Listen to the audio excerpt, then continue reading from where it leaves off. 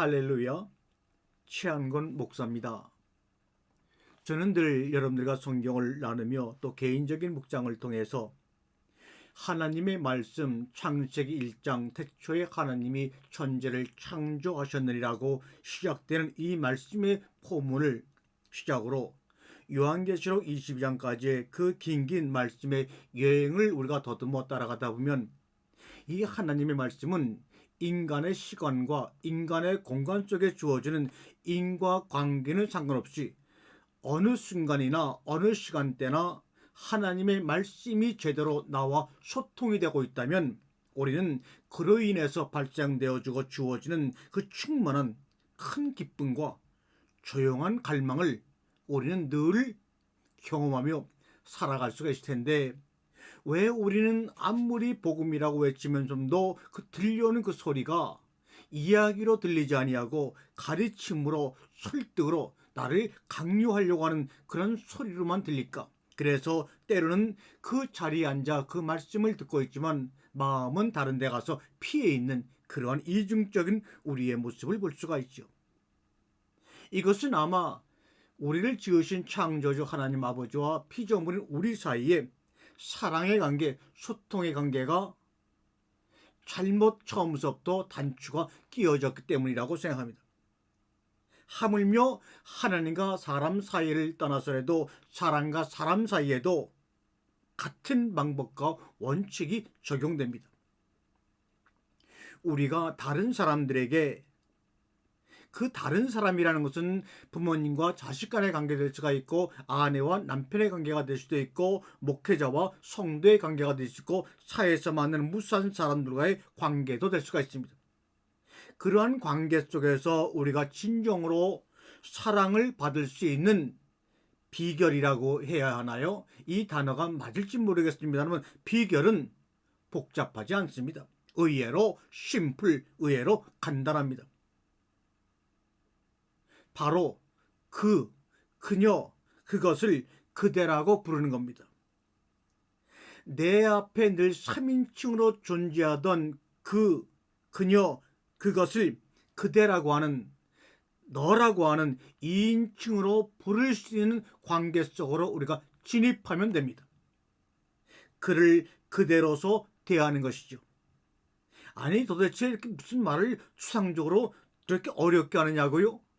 무슨 말이냐고요? 네, 그렇다면 이거는 설명으로 완전히 이해될 것이 아니라 제가 한편의 시를 읽어드릴 테니 이 시 속에서 나오는 그 향기가 제가 말한 그를 그대로서 대하는 것이 무엇이라고 하는 것을 여러분 스스로 해석할 것입니다. 그대 근심 있는 곳에 나를 불러 손잡게 하라. 큰 기쁨과 조용한 갈망이 그대 있음에 내 마음에 자라고, 오 그리움이여 그대 있음에 내가 있네. 나를 불러 손잡게 해. 그녀의 사랑의 문을 열 때 내가 있어 그 빛을 살게. 사는 것에 외롭고 고단함 그대 있음에 삶의 뜻을 깨우니, 오 그리움이여 그대 있음에 내가 있네. 나를 불러 그 빛에 살게 해. 우리가 알고 있는 김난조 시인님의 그대 있음에 내가 있네 라는 시를 여러분에게 읽어드렸습니다. 때로는 하나님의 난해한 구절들이, 난해한 말씀들이 이렇게 언어로 풀어서 하나님의 성전을 지어가는 시인들의 행위를 통해서 우리는 하나님의 뜻을 좀 더 쉽게 접근해 갈 수가 있습니다. 오늘 그대 있음에 내가 있네라고 하는 이 시에서 여러분이 들으면서 느끼셨겠지만 주목해야 할 것은 당연히 그대, 내가 아닙니다. 그대 있음에 내가 있네. 오늘 이 방송의 은혜가 되는 것은 뭐냐면 제가 있기 때문이 아니라 바로 이 방송을 듣는 너, 그대 있음에 내가 존재하는 겁니다. 우리가 세상을 사는 상식대로 이야기하자면 먼저 내가 있어야 하고 그리고 그 다음에 그대가 있죠.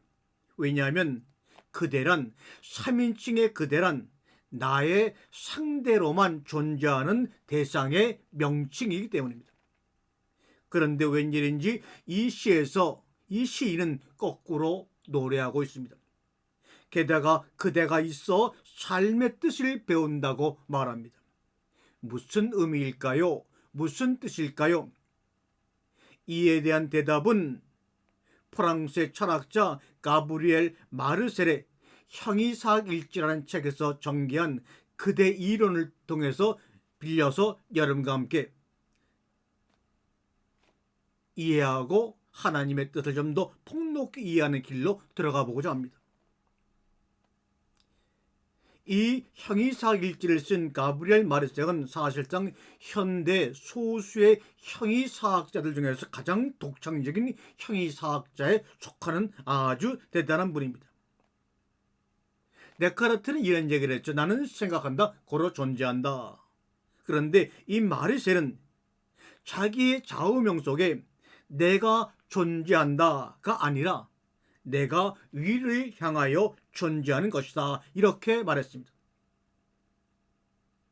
이렇게 내가 존재하는 것이 아니라 내가 위를 향하여 존재한다라고 갈파했던 마르셀은 초대교회 바울과 요한 등 많은 초대교회 교부들에게 영향을 미친 플라톤, 프로티너스, 그 다음에 아우구스티누스의 정통의 형이사학을 현대 실존주의 무대에 올려놓은 매우 특별한 철학자라고 우리가 여깁니다. 유명한 독일의 하이네만이 지적한 그의 독창적인 형이사학 가운데 하나가 바로 우리가 지금 살펴보려고 하는 그대 이론입니다. 그대, 성경도 하나님의 창조주로 우뚝 높이 계시고 우리는 그대, 그것, 그녀, 3인칭의 하나님의 상대로만 존재하는 대상으로서 하나의 명칭으로서만 성경을 읽고 성경을 듣고 신앙생활을 해나가는 사람이 많이 있습니다. 그러나 하나님이 창세기 1장 1절부터 우리에게 주입하고자 하는 것은 그대가, 그가, 그것이, 그녀가 그대로 바뀌는, 그대가, 그가, 그녀가, 그것이 너라고 하는 2인칭으로 바뀌는 과정 속에서의 그 여러 가지 다양한 모습들을 성경을 통하여 말씀하고 하나님의 마음을 통하여 우리에게 보여주고 있습니다. 그대 이론, 내가 존재하는 것이 아니라 내가 생각하기 때문에 존재하는 것이 아니라 내가 위를 향하여 존재한다고 갈파했던 마르셀은 내가 위를 향하여 존재하게 되는 가능성은 바로 그대의 이론이라는 걸 통해서 우리를 설득하고 있습니다. 가브리엘 마르셀의 그대 이론은 우리가 언제 너 또는 그대라는 2인칭을 사용할 수 있는가를 분석하는 데서부터 시작합니다. 성경도 보게 되면 그녀, 그것이 아니라 3인칭에서 2인칭으로 변화되는 그대를 통한, 너를 통한 하나님의 말씀의 깨달음이 여러분의 심령 가운데, 여러분의 영혼 가운데 뿌리내린다면 우리는 자연스럽게 노력하지 않아도 노모스 율법의 구석 속에서, 선악과의 원리 속에서, 원죄의 묶임 속에서 자연스럽게 참 자유를 향하여 우리 속으로 하나님 속으로 깊이 그 길을 걸어갈 것입니다. 우리는 어떤 방식으로든지 바로 그것이 침묵이라고 할지라도 우리에게 응답할 수 있는, 서로 소통할 수 있는 상대로 간주되는 것에만 한해서 2인칭 너, 그대라는 말을 쓰는 것이죠. 어떤 응답도 가능하지 않은 상대에게는 절대로 너, 그대라고 하는 2인칭 대신에 그녀, 그것 3인칭을 사용합니다. 그런데 많은 신앙의 연륜 가운데서도 하나님과 우리 사이가 1인칭과 3인칭의 사이의 관계로만 모든 것을 바라보니 율법에서 벗어날 수가 없고, 아무리 육신의 몸을 입고 있어 우리에게 하늘나라의 복된 소식을 전해주신다 하더라도 그 전해받는 자기 자신이 3인칭이라고 생각하니 잘못된 자기전제 속에서 우리는 하나님과의 거리는 노력하면 할수록 멀어져 갈 뿐이었습니다. 예컨대 우리가 주변에 있는 나무나 돌에게 너 또는 그대라는 2인칭을 쓰지를 않죠. 그것이라는 그 나무, 그 돌이라는 3인칭을 사용한다는 말입니다. 이런 관점에서 보면 세상에는 본디 나라는 1인칭과 하나님이라는 1인칭과 그 he, she, it, 그녀, 그것이라는 3인칭만 존재합니다. 하나님이 세상을 창조하실 때는 하나님이라는 1인칭과 그녀, 그것이라는 3인칭이 서로 상대적인 대상으로 멀리 떨어져 있습니다. 그것을 하나님이 에덴 동산으로 인도해서 그들을 에덴 동산 밖으로 내어 보내는 과정을 통해서 1인칭인 하나님에게 우리가 3인칭에서 2인칭 너 그대라는 명칭으로 변하는 과정, 이것이 바로 사랑이요 영혼의 이야기입니다.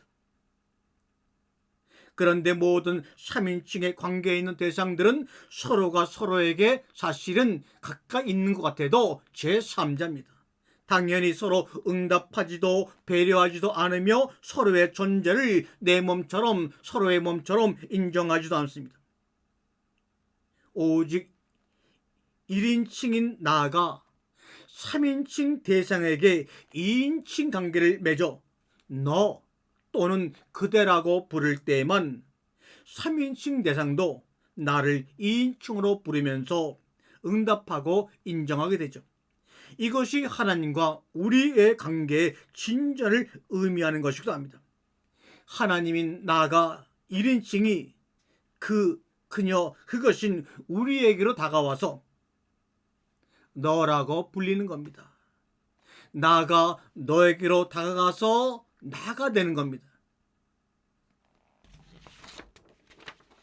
후일에 장폴 사르트르는 그의 저서 존재와 무라는 책에서 외적 관계와 내적 관계로 구분한 것과 같은 이론이 바로 마르셀의 그대 이론입니다.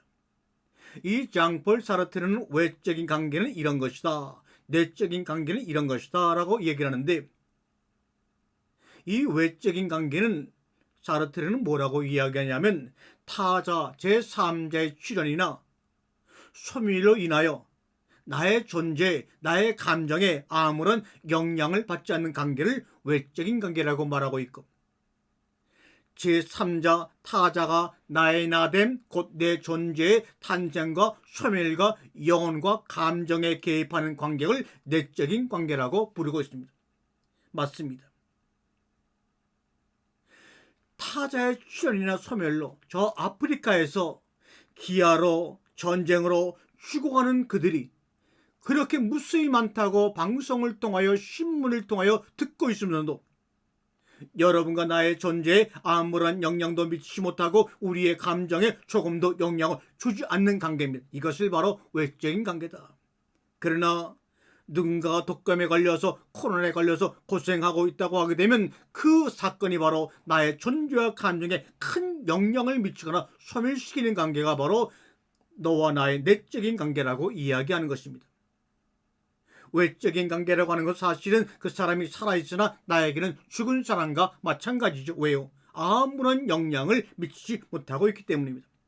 제3세기 기아와 전쟁과 무수한 사건 사고를 통하여 날마다 수십만 명이 죽어가는 지구상에서 그들이 나에게 그녀 그것으로밖에 타자의 출현으로밖에 타자의 소멸로밖에 다가오지 않기 때문에 그 무수한 타자의 죽음 가운데서도 우리의 존재에는 아무 영향을 받지 않고 있습니다. 그것이 바로 외적인 관계입니다. 이렇게 관계를 구분한 다음 그 대상은 나에게 바로 제3자다라고 하는 것이 마르셀의 이론입니다. 타자의 출현이나 소멸로 인하여 나의 존재에 아무런 영향을 받지 않는 그런 대상은 또한 나에게 응답하지 않고 또 나를 배려하지 않기 때문에 나의 현존에, 나의 현재에 현존하는 것이 아니고 부재다라고 선언했습니다. 다시 말하면 3인칭 그녀 그것은 나에게 있는 것이 아니고 없는 것이라고 말하고 있습니다. 오직 내적인 관계, 너 그대, 그 인접 상대인 너 또는 그대만이 나에게 부재가 아니고 현존이라는 주장이기도 하지요. 어떤가요? 나에게 응답하지 않고 나를 배려하지 않는다고 해서 그것들이 존재하지 않는다니 조금은 이상하게 들리지 않나요? 그 의문은 20세기의 실존주의 철학자들이 말하는 존재가 무엇을 뜻하는지 알아야 여러분 제가 한 말에 그래도 고개를 끄덕이며 동의하실 겁니다.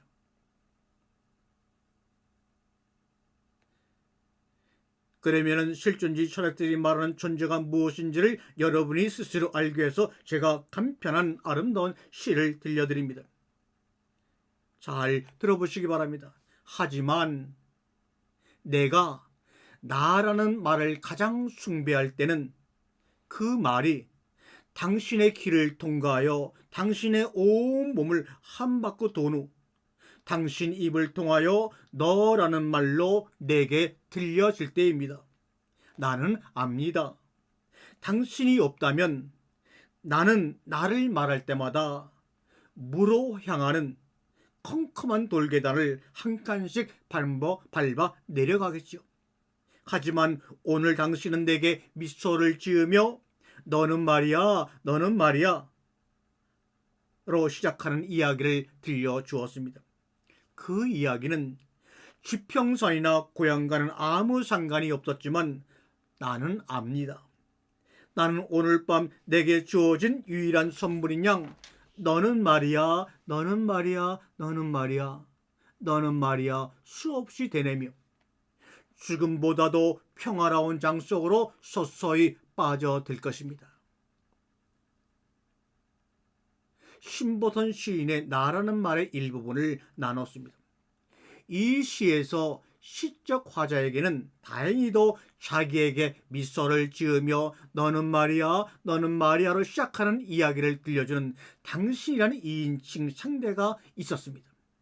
그래서 그는 오늘 밤 내게 주어진 유일한 선물인 양 너는 말이야 수없이 되뇌며 편안한 잠 속으로 빠져들 수 있는 거죠. 또 그래서 당신이 없다면 나는 나를 말할 때마다 무로 향하는 컴컴한 돌계단을 한 칸씩 밟아 내려가겠지요 라고 고백하는 거죠. 무로 향하는 컴컴한 돌계단을 한 칸씩 밟아 내려간다는 말이 무엇을 뜻하겠습니까? 자기가 존재하는 의미가 하나씩 사라져간다는 뜻이 아니라면 무엇이겠습니까? 그대 없으면 나도 없다. 하나님이 말씀합니다. 너가 없다면 나도 없다. 또 그에 대한 응답으로 내가 당신이 없으면 나도 없습니다. 이 한마디가 성경의 시작이요 끝이 아닙니까? 나와 그대 사이에 하나님과 나 사이에 존재하는 이런 관계를 상호 주관적 매듭이라고 우리는 부릅니다. 사랑은 상호 너와 나의 주관적인 매듭의 상징을 우리는 사랑이라 이렇게 이름지어 불렀습니다. 나는 내가 그대라고 부르는 상대방에게서 역시 그대라고 불릴 때만 나는 존재합니다. 나는 현존합니다. 사랑의 표시인 포옹이 바로 그 증표입니다.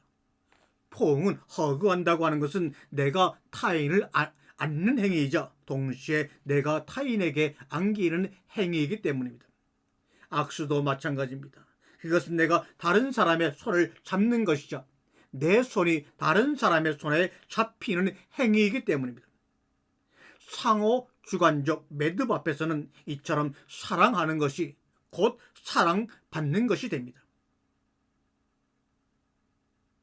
그대 이론을 전개한 마르셀은 스스로 그 이론을 독창적으로 만들어낸 것이 아닙니다. 우리 초대교회 교리를 완성한 아우구스티누스의 교훈으로부터 그대 이론을 만들어낸 것입니다.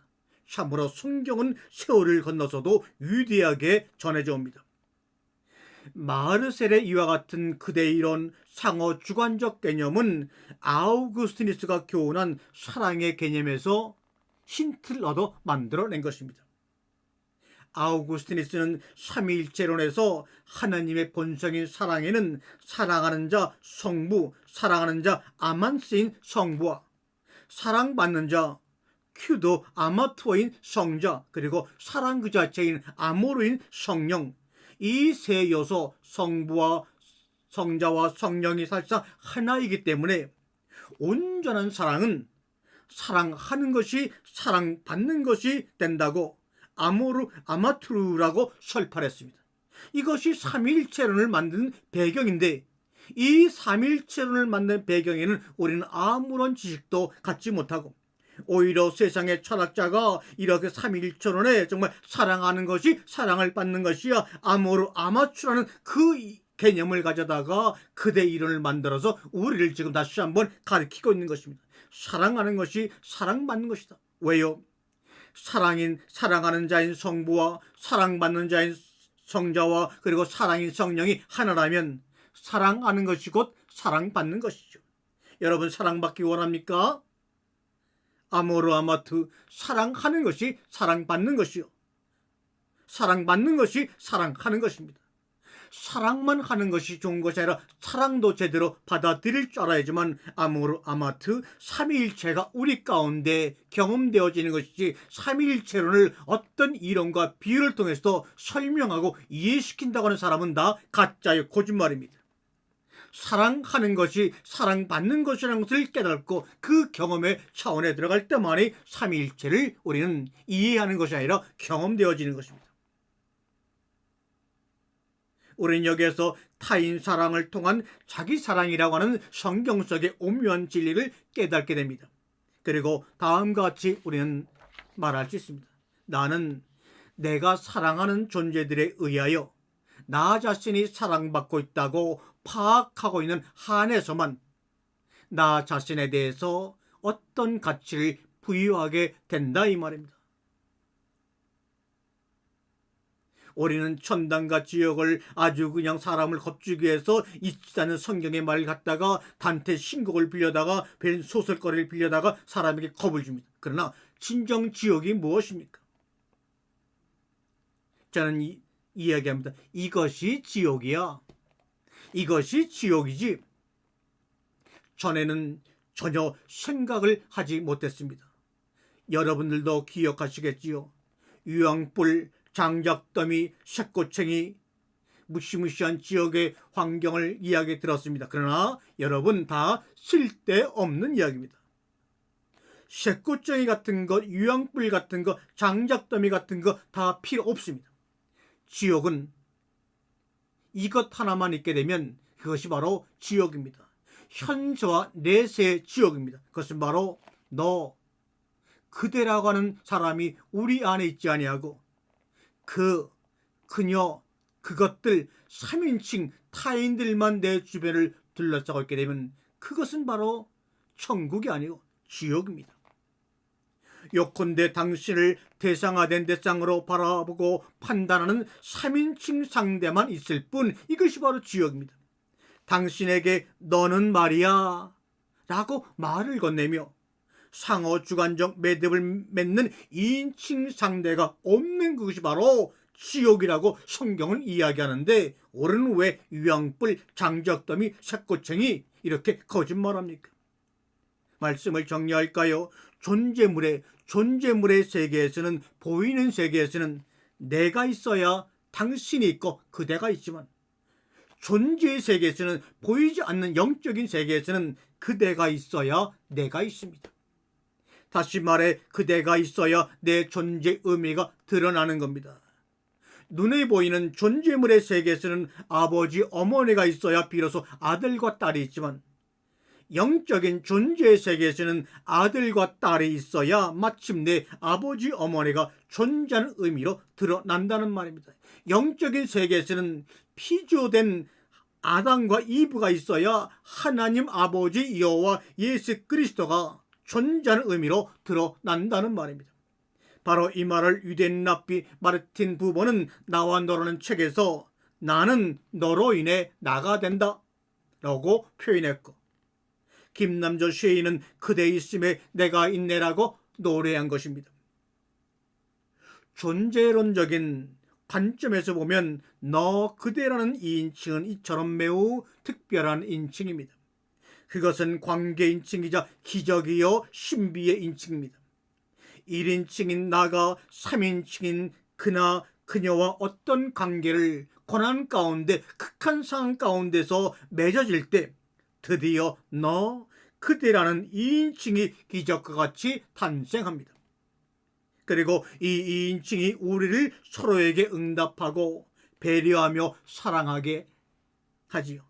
또 그것이 우리가 사는 세계를 쥐구멍에서 잠들고 벼룩의 간을 내먹고 아무 데서나 하염없이 죽어가는 존재물들의 사물들의 세계에서 큰 기쁨과 조용한 갈망이 자라는 존재의 세계로 변하게 하지요. 그리고 그것이 우리가 하루하루 그냥 사는 것이 아니라 자신의 존재한 의미를 느끼며 살게끔 해줍니다. 인간에게는 이것만이 오직 이것만이 신비요 기적입니다. 그리고 신성이죠. 앞에서 다른 사람에게 진정으로 사랑받을 수 있는 비결은 그를 그대라고 부르는 것이라고 말했어요. 그를 그대로 대하라고 한 까닭이 바로 이것입니다. 한 인간을, 한 사람을, 내가 너를, 너가 나를 그대로 대하는 일은 상대를 판단하지 않는 것이라고 말씀을 드립니다. 아니, 갑자기 무슨 소리냐고요? 판단이란 제3인칭 관계에서만 가능한 것이기 때문에 2인칭 관계에서는 절대로 해서는 안 된다는 거죠. 한마디로 그대는 인식의 대상이 되면 안 된단 말입니다. 그대는 판단의 대상이 되면 안 된단 말입니다. 우리가 1인칭인 하나님에게 그대라고 하는 2인칭의 대상이 되게 되면 우리는 어떤 경우 선악과의 원죄에서도 율법의 번제에서도 하나님 앞에서는 인식의 대상이 판단의 대상이 되지 않는다는 사실을 깨달아야 합니다. 우리가 성경의 말씀의 공고를 따르려면 우리는 다른 사람에 대한 판단을 당장 중지해야 합니다. 특히 그와 2인칭 관계를 맺으려면 말입니다. 예컨대 애인, 배우자 또는 자녀에 대해 가령 너는 게을러, 너는 무책임해 같은 부정적인 내용은 물론이거니와 너는 부지런해, 너는 책임감이 강해와 같은 긍정적인 내용의 판단도 하지 말아야 합니다. 있는 그대로 보아야 합니다. 왜냐하면 그것이 그들이 존재하는 그대로 상대하는 것을 가로막기 때문입니다. 예를 들어 만일 당신이 당신의 애인을 너는 부자야 또는 너는 가난해 라고 판단한다면 당신은 이미 그가 존재하는 자체로 그를 사랑하기가 어려워진다는 얘기를 드리는 겁니다. 이 시간 우리가 주목해야 할 점은 자신의 판단의 근거에 다른 사람에게 이런 저런 말을 하지 말라는 도덕적 교훈을 하는 것이 아니라 아예 마음속 판단부터 하지 말라는 존재론적인 경고를 하는 것입니다. 혹은 당신에게 이 말이 현실에 맞지 않거나 불필요한 것 같이 들릴지 모르지만 이 같은 주장은 무엇보다도 다른 사람과의 관계에서 무엇 때문에 무엇한다라고 하는 형식을 극복하게 합니다. 예컨대 상대가 부자이기 때문에, 아름답기 때문에, 능력이 있기 때문에, 영리하기 때문에, 착하기 때문에 그를 사랑하는 것을 뛰어넘게 한다는 것이죠. 이 주장이 존재론적으로 그리고 윤리적으로 성서적으로 중요한 이유가 바로 여기에 있습니다. 우리 예수님은 내가 길이요 내가 진리요 생명이라고 말씀하고 있습니다. 그런데 왜 우리가 진리와 생명을 경험하지 못하느냐? 주님이 처음으로 말씀하신 내가 길이요 라고 했을 때 그 길이 무슨 길인지, 그 길이 어디로 나아가는 길인지를 알지 못하기 때문에 알지 못하는 것 가운데서 안다고 생각하고 진리를 추구하고 생명을 얻길 원하기 때문에 주님의 그 말이 우리 속에 신비와 조용한 감성으로 남아 우리 몸을 순환하지 못합니다. 잘 들어보셔요. 잘 들어보세요. 말씀을 마무리할 때가 왔습니다. 사람들은 자기들이 길을 만든 줄 알지만 길은 순순히 사람들의 뜻을 쫓지는 않는다. 사람을 끌고 가다가 문득 벼랑 앞에 세워 낭패시키는가 하면 큰 음물의 우정 제어리를 동강내어 사람이 부득이 저를 버리게 만들기도 한다. 사람들은 이것이 다 사람이 만든 길이 거꾸로 사람들한테 세상 사는 슬기를 가르치는 거라고 말합니다. 길이 사람들을 밖으로 불러내어 온갖 곳 사람 살이를 구경시키는 것도 세상 사는 이치를 가리키기 위해서라고 말합니다. 그래서 길의 뜻이 거기에 있는 줄로만 알지. 길이 사람을 밖에서 앞으로 끌고 들어가 스스로를 깊이 들여다보게 한다는 것은 모릅니다.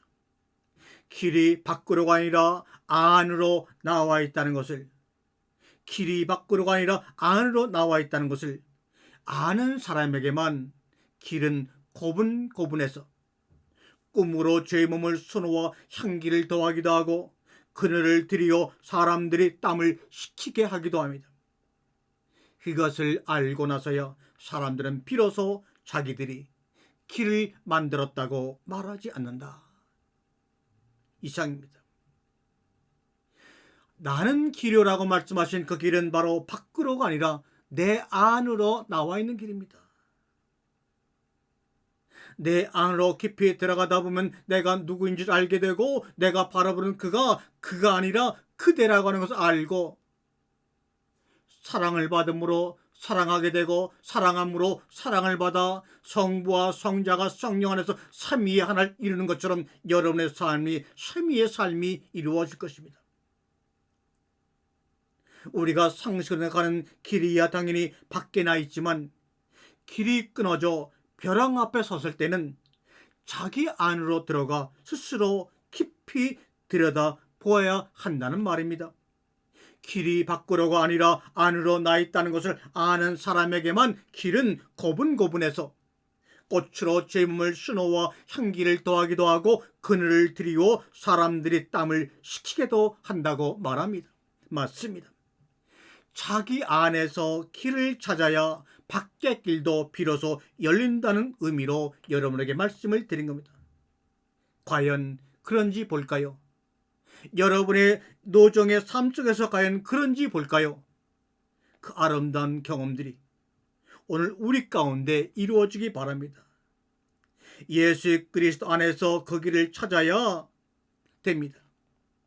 당신이 그렇게 소망하고 사모하는 그 바깥의 길도 안의 길을 걸어갈 때 비로소 제대로 보이고 바깥길을 향해서 당당하게 에덴의 문을 열고 세상을 관찰하러 나가는 아담의 그 발걸음의 동반자가 될 것입니다.